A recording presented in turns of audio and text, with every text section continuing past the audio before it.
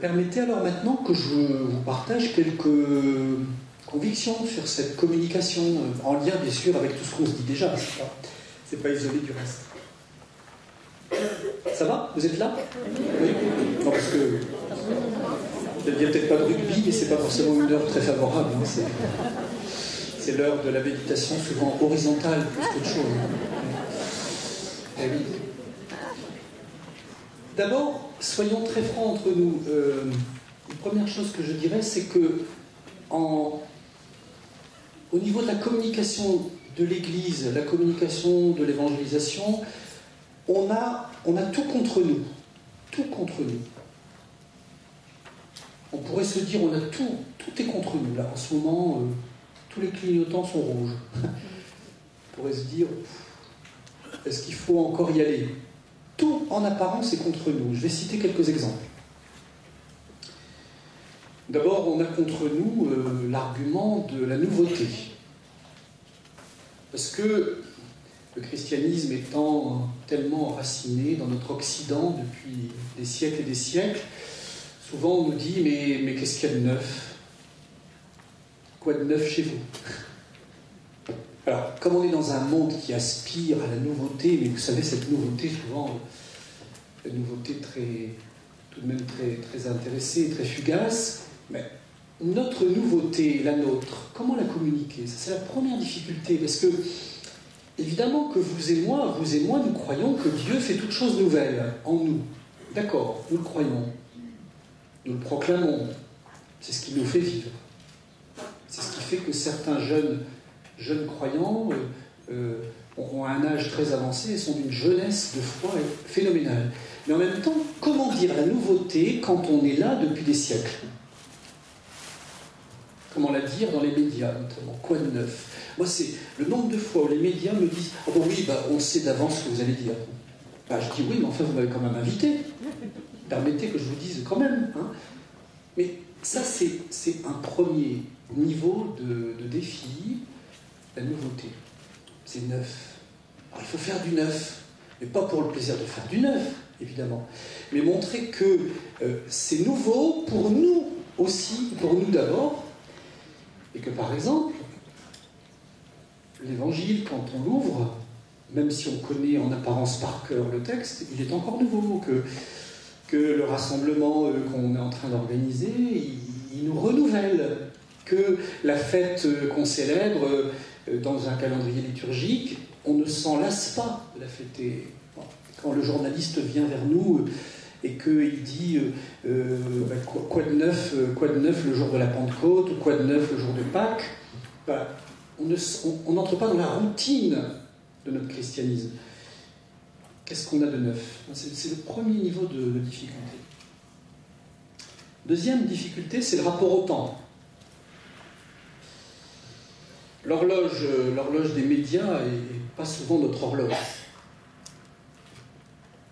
Ça, c'est aussi une difficulté. C'est que quand nous sommes prêts à quelque chose qui nous semble très très bien, très élaboré, qu'on a pris le temps de soigner, eux sont ailleurs, ils sont partis vers autre chose, ils ne sont pas toujours à ce rendez-vous-là.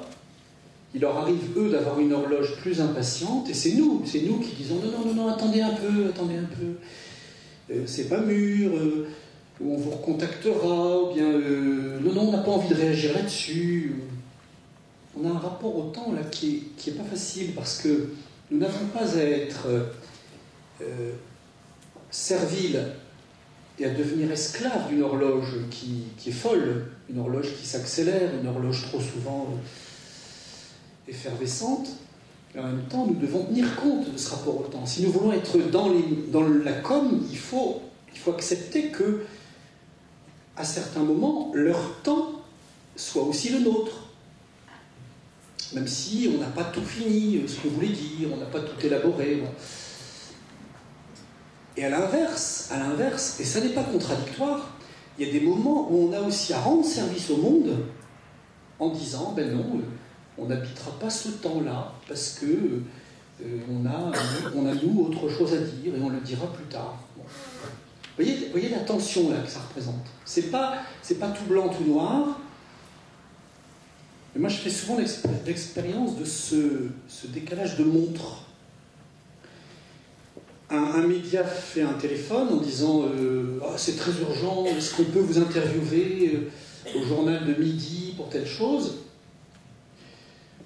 Bon, on essaie d'être réactif, et puis parfois, on se donne ne serait-ce que même une demi-heure, trois quarts d'heure de réflexion pour quand même peser le pour le contre. Il est assez fréquent que quand on téléphone dans l'heure qui suit, c'est déjà plus là. Le projet n'est déjà plus là. Ah ben non, on a décidé qu'au journal, on reparlera plus de ça. Non, c'est fini. Par exemple, les élections présidentielles, moi j'ai vu un monde de médias le lundi. Le mardi, c'était déjà fini. Le mardi, ça intéressait déjà moins. Bon. C'est quand même peu de choses, quelques heures. Hein. Bon. Quelques heures pour des choses qui sont censées prendre du temps. Être en amont. Bon. L'horloge, c'est quoi l'horloge hein? Quel est le rythme aujourd'hui? Qu'est-ce qu'on fait de ça? Alors, il ne faut ni non plus tomber dans l'imitation, il ne faut pas tomber dans les mauvais tics du monde en se croyant obligé d'être partout, d'être fébrile, mais en même temps, il ne faut pas ignorer qu'il y a une pression du côté de ce rapport au temps qui nous oblige à être plus synthétique, plus rapide, plus... Voilà. Essayer de dire des choses. Par exemple, aujourd'hui, ceux qui décident de tweeter, ils ont 140 signes pour dire quelque chose. Bon. On peut déjà dire beaucoup en 140 signes, et en même temps, on ne dit pas grand-chose. Hein? Vous ne mettez pas une encyclique en 140 signes. Hein? Bon. Vous voyez ce que c'est le signe, hein? Tout le monde voit ce que c'est qu'un signe. Hein? Bon. C'est peu de choses, 140 signes. Hein? Bon. Essayez d'écrire en 140 signes ce que vous avez pensé de la journée d'aujourd'hui. Vous verrez que c'est très court. Bon. Un signe, ben, c'est tout simplement un coup de frappe. C'est-à-dire, si j'écris Michel Louis, ça fait combien de signes, Michel Louis 7 voilà. Non, plus. 13, voilà.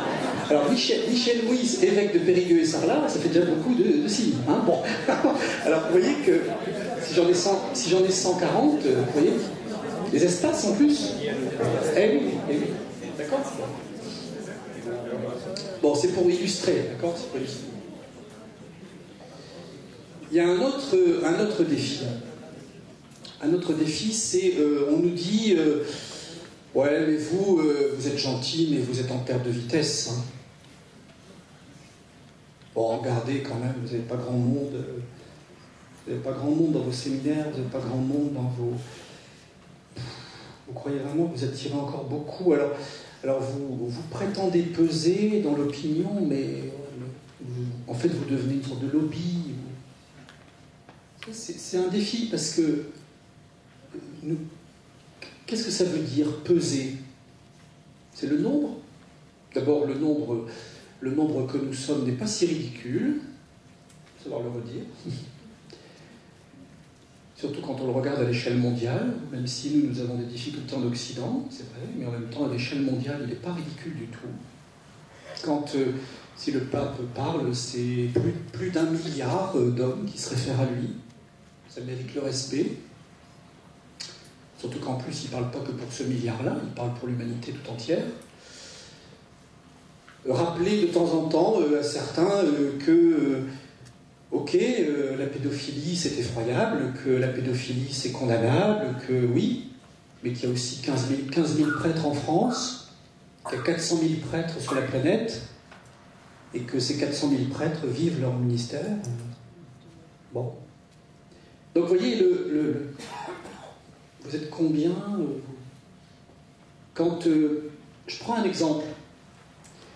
Quand on a fait il y a quelques jours un sondage sur la famille qui avait été commandé par la Croix et par la Conférence des évêques, il y avait une question posée sur la stabilité familiale. Vous avez peut-être remarqué le chiffre. Un plébiscite pour la stabilité familiale, construite avec une seule personne. Ce chiffre, 77% des Français, qui monte à 83 à 85 chez les plus jeunes. Ça, c'est pas catho. C'est pas que les cathos. On est bien d'accord. Donc, vous voyez le dilemme, c'est qu'il ne faut pas s'enfermer dans une sorte de chapelle. Il y aurait voilà, les cathos entre eux, puis alors forcément on se compte. Vous étiez combien? Et puis au nom de ce nombre, vous feriez pression, vous faites pression. Comme si c'était ça l'évangile, faire pression. Oui, mais ça devient intéressant quand une demande de l'opinion dépasse largement notre sphère. Et quand on prend conscience que dans une société, il y a quelque chose qui n'est pas du registre religieux, mais qui est du registre éthique, et voilà. Et que les gens sont donc plus raisonnables, bien plus raisonnables que le microcosme, qui lui voudrait parfois nous entraîner à l'aventure, par des réformes ou des affaires qu'il croirait voulues par l'opinion publique. Je me fais comprendre, vous voyez un peu le dilemme là. La nouveauté, le rapport au temps, mettez tous les mots que vous voulez, le recrutement, le renouvellement, les chiffres, combien vous êtes, vous mettez tous les mots que vous voulez là derrière. C'est parfois très, très ambigu sur le plan de la communication. Parce que, qu'est-ce qui fait que une minorité n'aurait plus le droit de parole, par exemple? Qu'est-ce qui fait qu'il y a des majorités silencieuses dans lesquelles on se retrouve beaucoup plus qu'on ne croit? Voilà, moi je pose toutes ces questions à la fois à l'opinion, aux médias, à nous-mêmes, parce que ça mérite de se les poser. Ça mérite de se les poser. C'est un défi pour la communication. On ne doit pas devenir aimanté par les sondages, à ne plus voir que les sondages. Sinon, certains matins, on se dirait, ça ne sert plus à rien. Parce que, voilà, il y aurait X% de Français ou d'Européens qui veulent un truc. Mais en même temps, on doit se dire, notre présence, est-ce qu'elle est une présence de sel de la terre et de lumière du monde pour être accompagnatrice de ce qui est pour nous le bien de l'homme et qui se retrouvera aussi dans les sondages. La preuve, ce sondage sur la famille. Moi, il m'a impressionné ce sondage sur la famille parce que je me suis dit, les gens répondent ça veut bien dire qu'ils aspirent. Ils reconnaissent que c'est dur la stabilité familiale, ils sont lucides que c'est très dur, mais ils la souhaitent. Ils la désirent. Ils ne veulent pas partir à l'aventure. Et ils ont déjà sans doute été passablement blessés beaucoup dans le monde d'aujourd'hui, et ils aspirent à ça. Donc ça, c'est quelques défis. Et puis il y a un dernier défi, je pourrais en citer d'autres, mais je m'arrêterai là, à celui-là. C'est le défi que j'appelle celui de l'humanité. On nous dit parfois, mais vous êtes pas humain. Vous n'êtes pas humain. Par exemple, vous avez tellement défendu à un moment donné la croissance, le travail, et alors et l'environnement. Et donc, heureusement, Benoît XVI, là, depuis quelque temps, a repris le développement du thème très fort de l'écologie humaine. Parce qu'on a vu se développer quand même des idées environnementalistes sans l'homme. Et vous, les chrétiens, vous n'arrêtez pas de défendre l'homme. Donc on est venu nous dire ça parfois. On est venu nous dire, vous n'êtes pas très humain dans votre... Non. bien quand vous êtes contre telle chose, est-ce que vous êtes sûr d'être encore humain? Pourquoi vous acceptez pas telle évolution? Seriez-vous inhumain de ne pas accepter telle évolution? Ça aussi, c'est pas simple dans la communication. Surtout quand on n'a que trois petites minutes parfois pour s'expliquer, hein, sans trahir ce qu'on pense. Alors, vous devinez bien que si je liste ces points, c'est pas du tout pour que nous soyons accablés, surtout pas. Sinon, je ne serais pas venu. C'est au contraire pour que nous nous sentions stimulés par une communication qui de toute façon, à mon avis, depuis toujours est comme ça. Elle a toujours été faite de ce côté passionnant et en même temps exigeant. Il y a toujours eu, dans l'histoire de l'Église, une aventure d'une Église communicante, tantôt bien au rendez-vous, tantôt en deçà, tantôt réussissant ou ne réussissant pas à nos yeux d'homme. Mais en tout cas, cette aventure, elle n'est pas d'aujourd'hui. Je prends l'exemple de Paul. Paul à Athènes. Il est invité sur la place publique d'Athènes. Si c'était aujourd'hui, il serait l'invité de l'émission du dimanche soir sur une radio ou une télé, au moment où tout le monde est en train de rentrer de son week-end, hein, il serait dans un débat public. Il est invité à Athènes. Qu'est-ce qui se passe là? Il s'explique sur la résurrection. Il va au cœur de l'essentiel. Il dit l'essentiel, la résurrection. Vous assistez à trois réactions. Il y a ceux qui portent ça en dérision. Première réaction, dérision. Ta résurrection, là, dérision. Il y a une seconde réaction qui est écoute, on t'entendra là-dessus plus tard. Donc, on diffère. Et il y a une troisième réaction qui est ça me touche. Ça me touche, je te suis. Trois réactions. À mon petit niveau, je fais souvent cette expérience de ces trois réactions. Quand on communique quelque chose aujourd'hui de l'Église, de la foi, on assiste souvent un peu à cette triple possible. Il y a une part de dérision. Oui, elle existe. Elle passe par le canal, soit les canaux satiriques, dont c'est le métier, ou par d'autres chroniqueurs qui se gaussent de nous. Bon, il y a une part de dérision. Il y a à prendre et à laisser là-dedans. Il faut pas trop se prendre au sérieux. De temps en temps, il faut réagir, parce que parfois c'est de l'agression indigne. Et puis aussi, il faut savoir sourire avec aussi, de temps en temps. Bon. Il y a une part qui est résolument différée, qui est décalée. C'est plus tard, on verra ça plus tard. C'est oui, c'est très religieux ce que vous dites, mais c'est pas dans le temps d'aujourd'hui. C'est votre langage.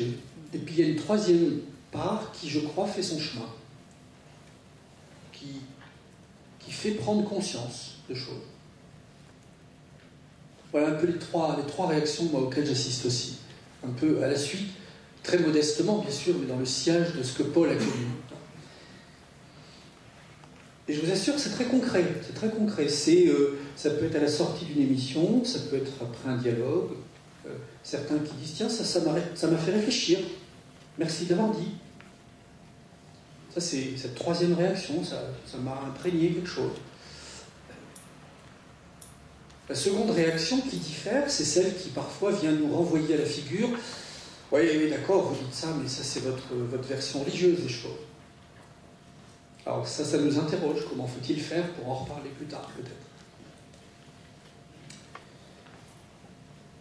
En tout cas, nous avons entre nos mains un véritable trésor.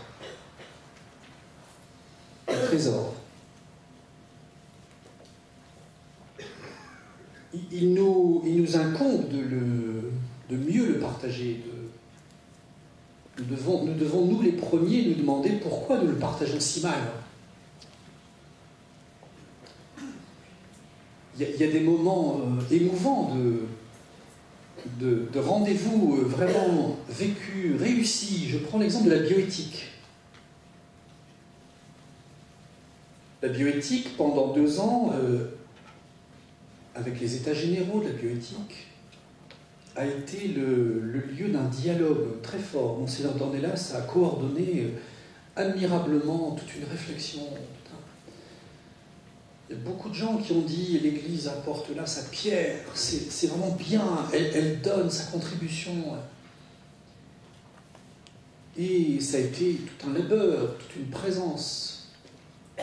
Là, il y a eu quelque chose de vraiment de vécu, une expérience dialogale, exigeante. Ça prend du temps. Hein. Ça suppose de bien comprendre les réalités, de bien comprendre ce qui se passe. Par exemple, Monseigneur Dornelas a passé un temps fou à essayer avec les scientifiques, de comprendre quels étaient les enjeux médicaux, de mesurer que une réforme pouvait avoir telle conséquence. Donc il y a tout ça qui a joué beaucoup dans l'impact de ce dialogue. Est-ce que nous voulons aller là? Est-ce que Osons l'Évangile nous fait consentir à cet engagement qui coûte, qui est onéreux, hein, d'accepter des longs échanges fructueux, mais pas forcément 5 minutes, qui porteront, plutôt que des communications rapides, qui souvent restent caricaturales? Je suis pour, je suis contre. Le choix dialogal de la communication, est-ce que nous le faisons? Là, la bioéthique a montré que c'était possible. Non sans peine. Il a fallu mobiliser beaucoup de forces, des experts, des gens de la pastorale, des gens de la vie familiale.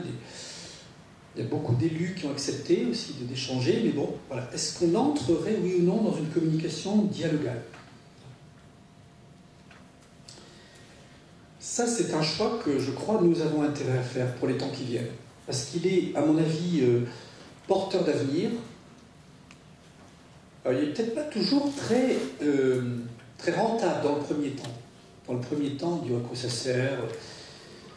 Vous voyez bien qu'il faut aller plus vite, soyez plus rapide dans votre position. Oui, mais si on prend position sans être avec les gens, Monseigneur Dornelas, en tout cas, peut témoigner que c'est quelque chose qui porte fruit. Le gender, on en parle partout. C'est quoi ce truc-là? Même chose, le gender. Alors les gens mélangent tout, c'est dans les programmes, c'est dans les manuels, c'est une nouveauté vraiment, vous croyez? Mais non, c'est pas une nouveauté, ça date de telle année aux États-Unis. Qu'est-ce que ça veut faire? Alors il y a eu des confusions de toutes sortes. L'enseignement catholique a eu la réaction qu'il devait avoir, qui se voulait éducative, sérieuse, profonde, mais plutôt que de simplement dire non au gender, l'enseignement catholique, et là encore avec Monseigneur Dornelas, ont engagé la rédaction de fiches pédagogiques qui seront rendues publiques dans quelques semaines. Parce qu'il ne suffit pas de dire non à quelque chose, il faut aussi produire des propositions d'accompagnement. Comment, par exemple, on va aider les éducateurs et l'adolescent à se situer dans son identité, dans sa recherche d'identité. Alors ça, c'est la communication, je dirais, qui tisse, vous voyez, qui tisse. Communication qui accompagne, qui redit les valeurs, qui les redit avec pédagogie. Dans votre diocèse, on sent bien que la proximité relationnelle que vous avez est un atout.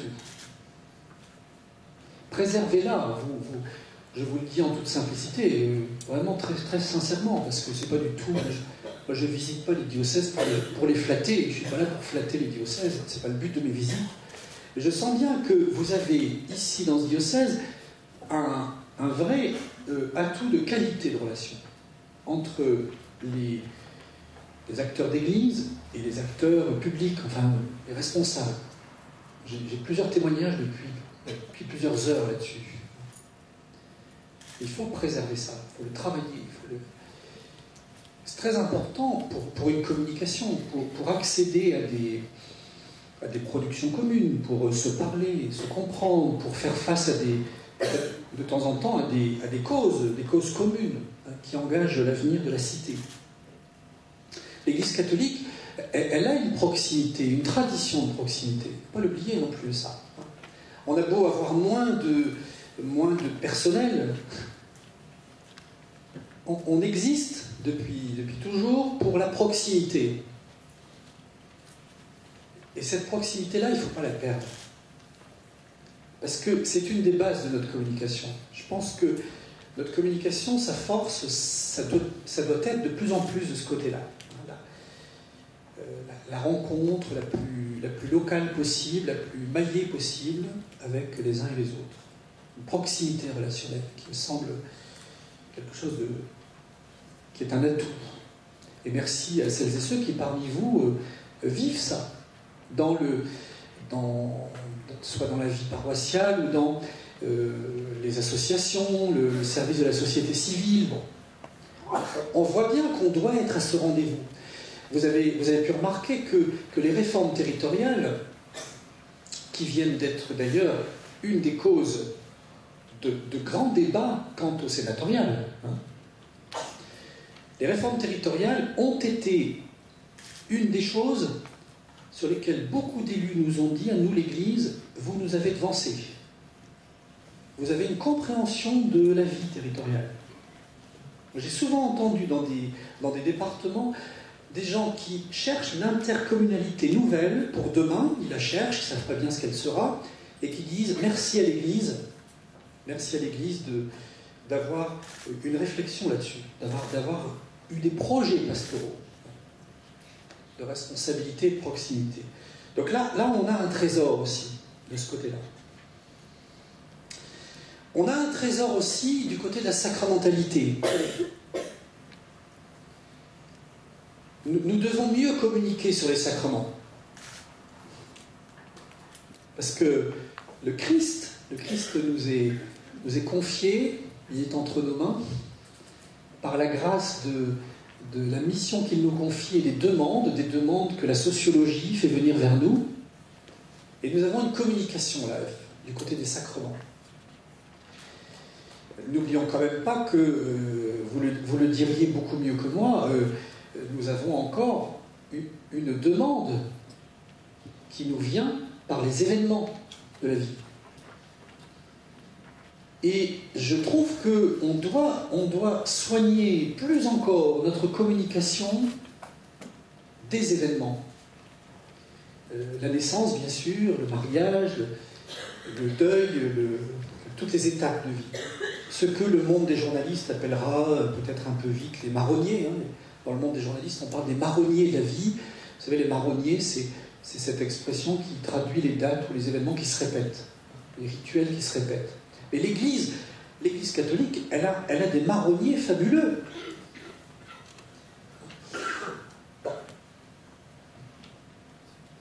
On a là aussi une belle communication peut-être à réinventer, à redonner, comme un vrai trésor. Un vrai trésor. Parce que, par exemple, je vois les évêques le disent souvent, il y a une demande de rituel que la société sécularisée exprime. L'homme a besoin de ritualiser sa vie. Il a besoin de la ritualiser. Et s'il ne trouve plus une communication, une proximité d'Église, il ritualise autrement. La nature a horreur du vide.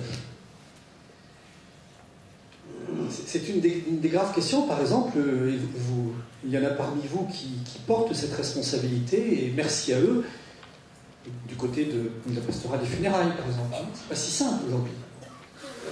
Donc comment nous communiquons le trésor qui est en nous du côté de tout ça, notre amour pour tout ça. Là, il y a certainement une communication à retravailler beaucoup entre nous. Il y a aussi, je crois, à savoir dire en des termes très simples, une communication qui vient redire à tous les membres de l'Église qu'ils ont à se sentir responsables, tous, de dimensions comme Diaconia 2013. Diaconia 2013. On pourrait se dire, oh, c'est l'affaire des spécialistes de la solidarité. Ils existent. Secours catholique, CCFD, tout ce qu'on veut. Et bien sûr qu'ils le font très bien. Ils le font très bien. Mais Diaconia 2013, c'est l'exemple d'une communication qui veut justement que tous baptisés se disent la diaconie, c'est aussi moi. Ça vient me toucher, moi aussi. Moi qui ne suis pas membre de l'équipe du Secours catholique, moi qui ne suis pas un militant habituel de la solidarité. Ça me touche aussi. Alors, ça, c'est l'exemple d'une communication. Je ne sais pas si elle va réussir ou pas, mais qu'il faudra qu'on entreprenne tous ensemble. Pour être tous ensemble sensibles à quelque chose, vous voyez ?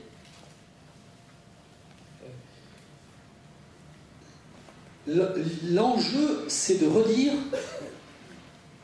et c'est pour ça que votre lettre pastorale le dit, c'est tous, là où nous nous trouvons, que nous avons à porter des dimensions qui sont incontournables dans l'Évangile. On doit se sentir tous portés par ça. Alors, moi je souhaite que Diaconia 2013, ça soit un formidable élan justement de non-spécialistes. Parce que si c'est que les spécialistes de la solidarité qui le font, bah on va rater la communication. Mais si tous les catholiques de France disent « Diaconia, c'est moi aussi », alors là, ça devient très intéressant. Parce que ça veut dire que si je suis dans l'équipe liturgique, le groupe de prière, je suis à l'association des parents d'élèves, ou Diaconia, ça me concerne. Ça pourrait devenir l'exemple d'une communication réussie. On verra si on peut y parvenir. Depuis ce matin, vous entendez beaucoup, à travers soit mes interventions ou à partir des textes, vous entendez beaucoup aussi le mot évangélisation. Permettez aussi que je rappelle tout de même de 2-3 phrases ce qu'on entend par nouvelle évangélisation aussi. Parce que les gens me disent souvent, mais qu'est-ce que c'est ? Qu'est-ce que c'est ? Alors pour ça, il y a le trésor du texte. Monseigneur Mouis a pris un extrait d'ailleurs dans sa lettre. Tout le document de travail qui prépare le synode est remarquable. Vous avez pris un extrait dans votre lettre pastorale. Et notamment, il y a 2 endroits là-dedans que je ne résiste pas à vous citer. Parce qu'il faut être très au clair sur ce qu'on entend par nouvelle évangélisation. Et c'est très lié au thème d'aujourd'hui. Très lié au thème d'aujourd'hui. il ne s'agit pas, dit Rome, le texte de Rome, il ne s'agit pas de refaire quelque chose qui aurait été mal fait et qui ne fonctionne pas. D'accord ? Il ne s'agit pas de refaire quelque chose qui aurait été mal fait et qui ne fonctionne pas. Celui qui croit que nouvelle évangélisation, c'est ils ont été nuls avant nous, ben non. D'abord, sauf votre respect à nous tous, nous sommes héritiers de nos aînés dans la foi.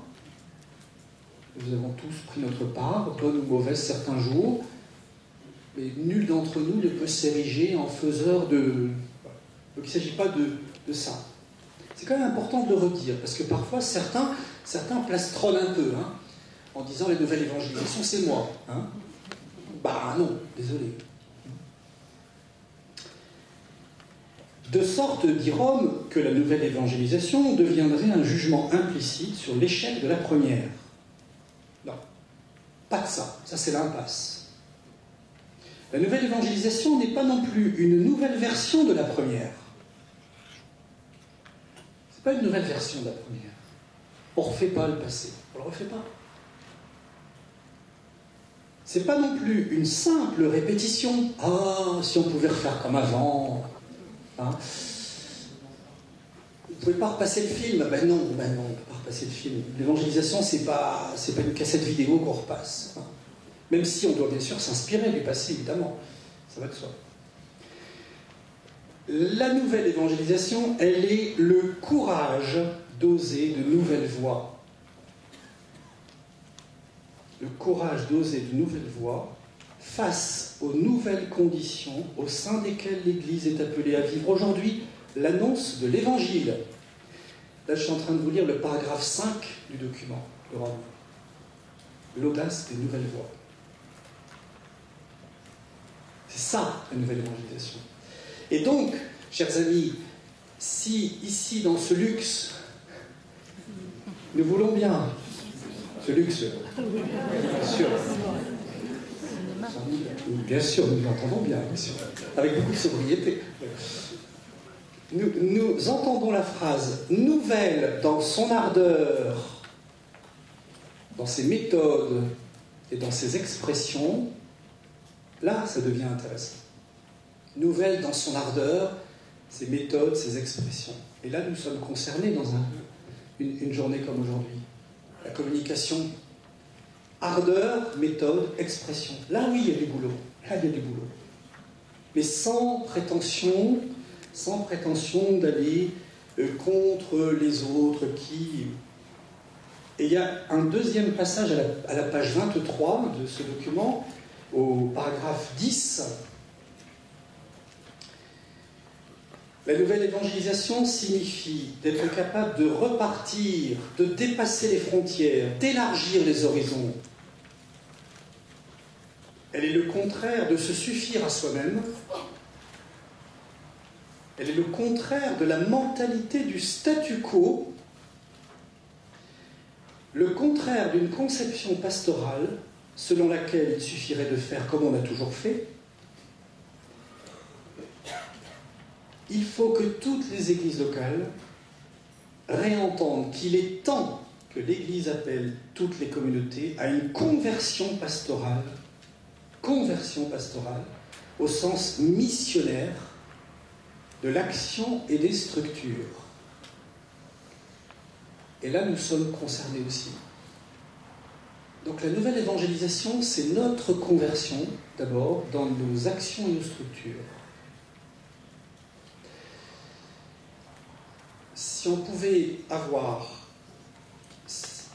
en tête cette ardeur nouvelle et cette conviction à commencer par nous-mêmes, alors on pourrait avoir une communication de la nouvelle évangélisation qui, je crois, irait loin. Et à la fin du texte, au paragraphe 25, nous devons affronter la nouvelle évangélisation avec enthousiasme. Réapprenons la joie douce et réconfortante d'évangéliser. Est-ce que nous avons la joie d'évangéliser? Et pas seulement quand le photographe circule. Est-ce que nous... Voilà, ça se lit sur nos visages. J'en dis pas plus parce que je suis pas ici pour faire toute une conférence sur la nouvelle évangélisation, mais je voulais exprimer ça. En quelques heures, on a pris la mesure du champ qui est devant nous, du chantier. Et d'ailleurs, la preuve, c'est les dernières minutes d'échange que nous venons d'avoir montrent bien à quel point il y a de belles raisons d'espérer, parce que quand la délégation française au JMJ est une des plus importantes, quand 50 000 jeunes s'y rendent, c'est aussi le signe qu'il y a une vitalité. Et de fait, cette vitalité, le père l'a très bien dit dans sa question, cette vitalité, elle vient parfois buter sur un système médiatique qui ne veut pas toujours la répercuter. Et c'est vrai que nous avons une grande grâce d'être une église vivante, une église qui peut-être a été trop pudique, trop discrète dans les temps que nous venons de vivre. Je me dis qu'il y a eu certainement des décennies où peut-être, pour des raisons à la fois sociologiques et religieuses, on était dans le paysage, on manquait peut-être à ce niveau-là d'une volonté de dire, de se dire. Et moi j'assiste maintenant, depuis le début de la mission qui m'est confiée, j'assiste à un côté plus décomplexé du catholique. Le catholique est comme décomplexé davantage. C'est sans doute passé aussi par les épreuves que nous avons connues, les crises et les agressions médiatiques et autres. Et il y a comme quelque chose peut-être de l'ordre d'une grâce qui va surgir de là, d'une simplicité, une spontanéité plus grande à se dire. Moi personnellement, j'ai grande confiance. J'ai grande espérance dans cette capacité que le Seigneur veut vraiment nous confier, promouvoir en nous à travers l'Esprit, à la condition que nous consentions à en être tous. Ce soir, vous rentrez dans vos paroisses, les lieux de vie qui sont les vôtres, et je souhaite que cette journée soit une journée qui ait pu éveiller en nous cette responsabilité.